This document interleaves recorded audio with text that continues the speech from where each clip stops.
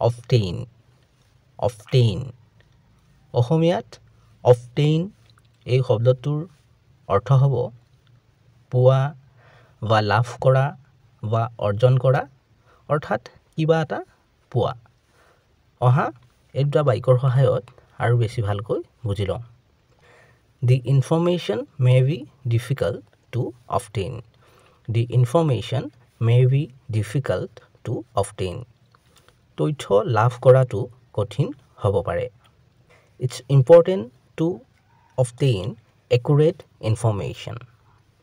সঠিক তথ্য লাভ কৰাটো গুৰুত্বপূৰ্ণ Before making a decision.